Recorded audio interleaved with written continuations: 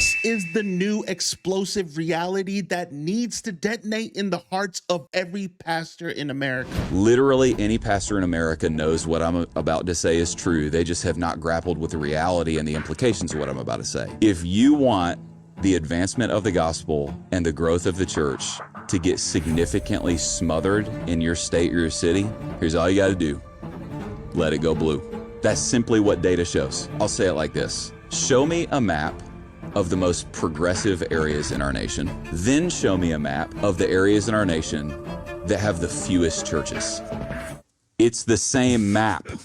So my point is that the advancement of generally and correctly defined political conservatism, it is a significant and powerful force for pre-evangelism because it installs a plausibility structure in the populace that leads to intuitively understanding Christianity is true, right, and good. So yes. I would say in order to accomplish the Great Commission, we need to advocate for it at the political level. And I know this sounds like super weird and even cringe for like my seeker-sensitive megachurch pastor world. That's the world I came from, and I have a lot of affinity for that world. But actual data is showing us this, that when political conservatism spreads, more people become Christians.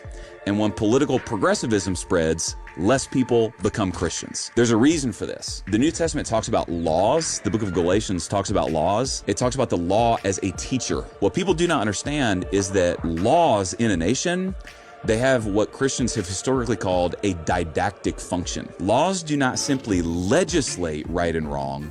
They teach the populace what's right and wrong. Laws calibrate the consciences of a nation. If you start swimming in the streams of truth and liberty, you're eventually going to find its source. Conservatism in general calibrates the conscience in such a way that it pushes people toward the God from whom the principles came. Progressivism, whether you like it or not, this is just a fact. Progressivism is built generally upon a secular Marxist view of human nature, economics, governance. So what progressivism does, particularly secular progressivism, is it calibrates the consciences of people away from what is true, right, and good, and it teaches people to call evil things good and good things evil. And you can do that with abortion, with gay marriage, with trans stuff, with redistribution of wealth, all the things. Literally all the things. Have you been called to digital ministry and it's been overwhelming, confusing, and it feels like it just doesn't work? What if you had a clear path to growth, impact, and income? Well, that's what I'm building, and it's coming sooner than you think. Stay tuned.